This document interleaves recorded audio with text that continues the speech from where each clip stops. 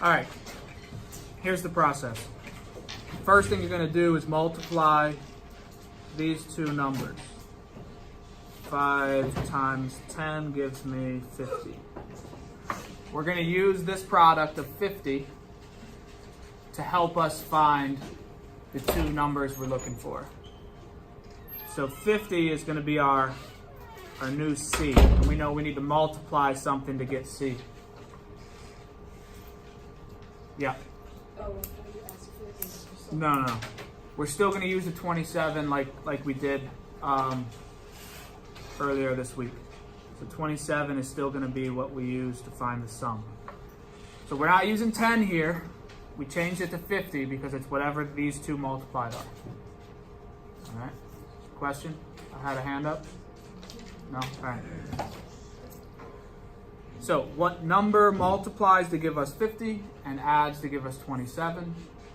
25 and 2. 25 and 2. Same process, sort of. All right. Now we're doing something different than earlier. We're gonna use some of the same skills, but it's a totally different process. We're not done. So we don't have x plus 2 and x plus 25. This is not our answer.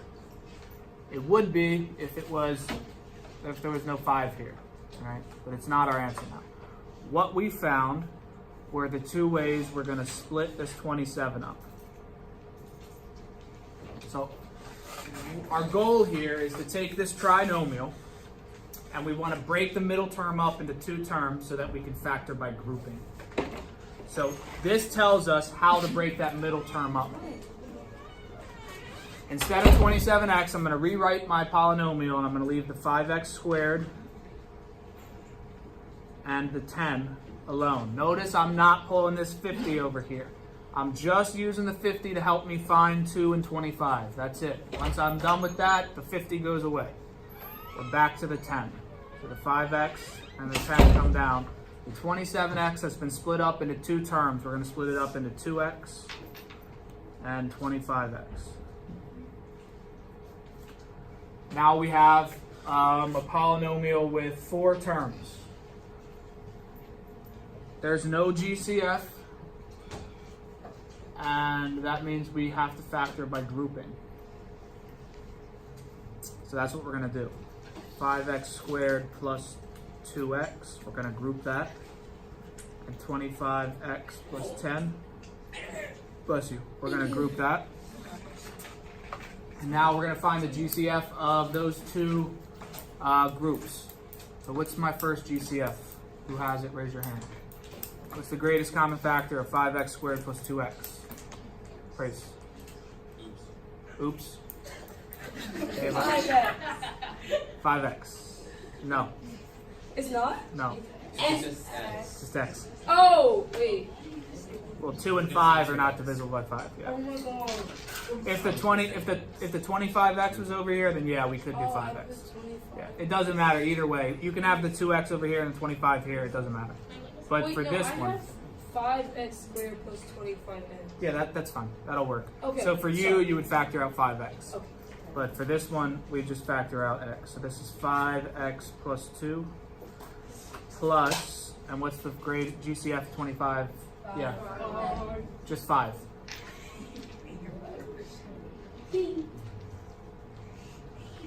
Alright, and now we have, these are the same. So these come down into one grouping, 5x plus 2. And the coefficients, they come down into the second grouping as x plus 5. And we're done. Okay, remember when I said it's not just going to be x plus 2 or x plus 5, that we'd have something in front of the x.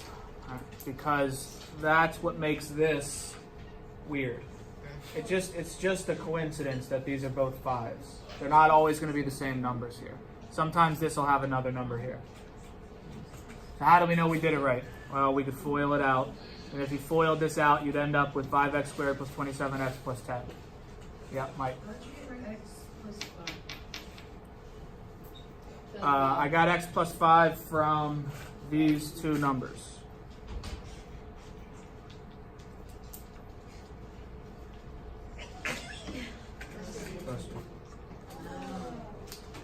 And I got 5x squared from these two. Now remember, the 5x squared, we don't write it twice, we just write it once. How come you were? I mean, I know that you write it once, but how come you I've explained it once before. I'll explain it again. So this is a side note. So why? Why do we only write this one time and not twice? The best way I can explain it is if we simplify this. Instead of 5x plus 2, let's just make it like something like this. 2x plus 5x. I'm going to put parentheses around this x. So what is 2x plus 5x? 7x. 7x. What did I not do with the x? You did not change it. I didn't change it. It stays the same, right? Yes. So I had two x's, but when I combined these terms, the x's just stayed as an x, right? Oh, okay, yeah. So what if I had 2x plus 3 plus 3x plus 3? What would this be? 5x plus 3. But more specifically, the 5 was actually what? 2 plus 3 times x plus 3.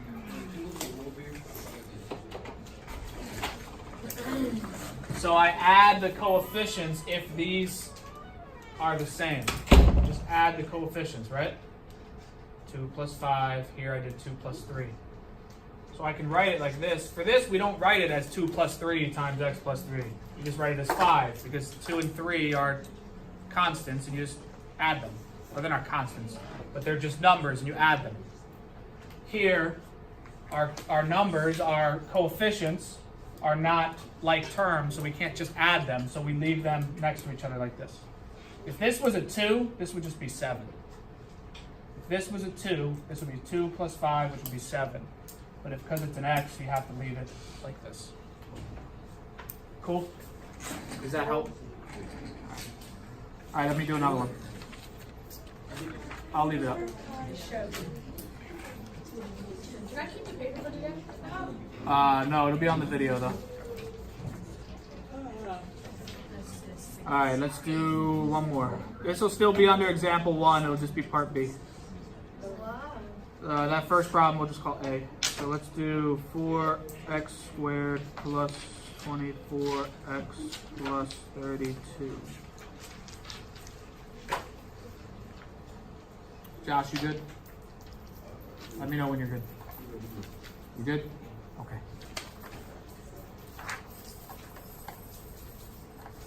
Okay, so the process is the same. We have a x squared plus b x plus c. If it helps you to write it up here, I don't know why it would help you, but you can. I don't think it's going to help you, but it might. Okay, so what's the first thing you do? 4 times 32. You multiply the coefficient of x squared and the constant. So 4 times 32 is 128. And I do this work on the side. And remember, it's our new c. So we're looking for something that multiplies to give us 128. And we're looking for something that adds to give us what? 24.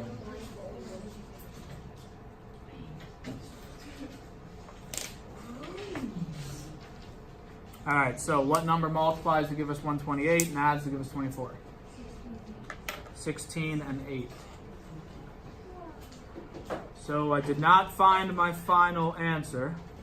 So real quick, if you look on this last problem we did, when we found 2 and 25, those didn't give us our final answer, right? Well, 2's in there, but that's not because of this 2. Right? So these numbers don't help us get our final answer. They just help us with this middle step here.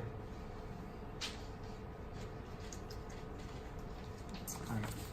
So 16 and 8. I'm going to break this 24 up into 2 separate terms. It doesn't matter which one you put first. Sometimes it might, so if it doesn't work, try switching them around and see if it works the other way. But for this one, it won't matter. This is 16x and 8x. And I use the 4x squared. And what's the last one? Do I use 32 or 128? 32. 32. So once we're done with the 128, put it to the side, put it out of your mind. We no longer need it. We just use that 128 to find the 16 and 8. That's it. So now we have a polynomial, and we know how to factor this by grouping. We've already learned this. So this, from here on, it's a skill we already learned in the past. Just factoring by grouping. Let's go ahead and group these.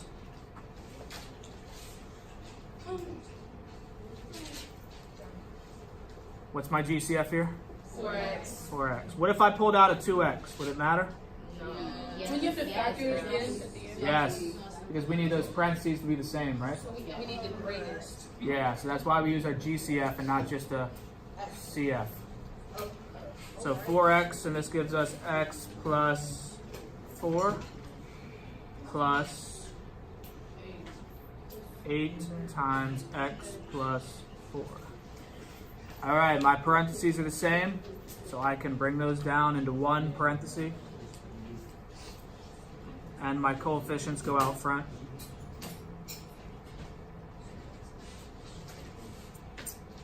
And I'm done-ish.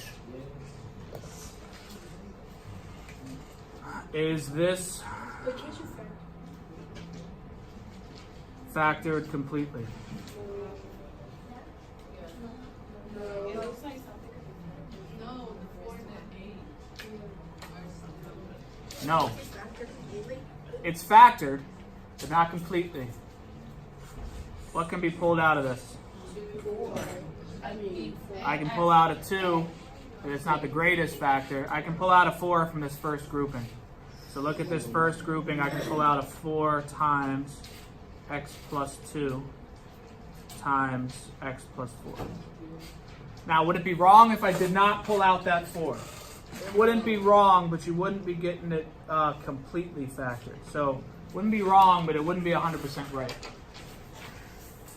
So we should pull it out? Yeah. So you should always pull out the GCF. Now the question is, why didn't I just pull out that 4 in the very beginning? Because you put it.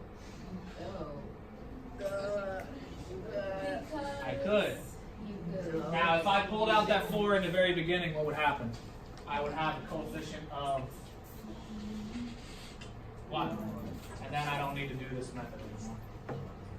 So, and that only works with this problem and some other ones. But most of the time, you won't be able to factor out that at the beginning. So I just wanted to show you can do it without factoring at the beginning. In this particular case, you could factor out the 4 first and then use the methods we learned earlier this week. But I didn't want to do that because that was not really what I'm looking for. Okay, so the answer here was no.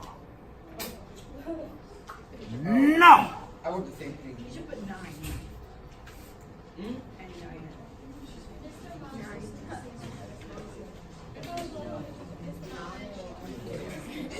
What is that? Got his tongue out.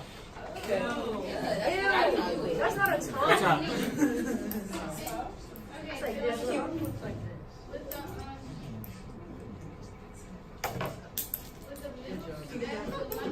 I can't hear her. Please be quiet. I broke the 24x into two x's. Yep. And 128. Uh-huh. Or you just use the 24. But what's it called? What if the 8 and the 16 were the other way around? Yeah. Okay. No, what's it called? I mean, how do you know where to put it? If you make the parentheses, like. I always group the first 2 terms and the last 2 terms. Okay, so you're just breaking it down again. Okay, so. So I'm turning this trinomial into a polynomial.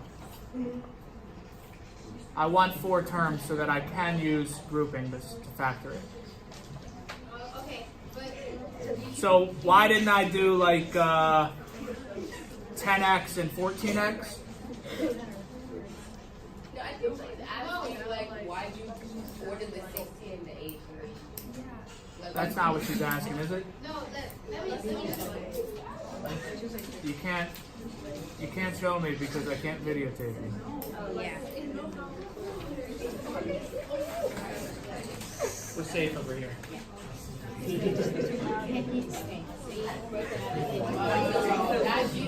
you write it? Yeah, like when you just automatically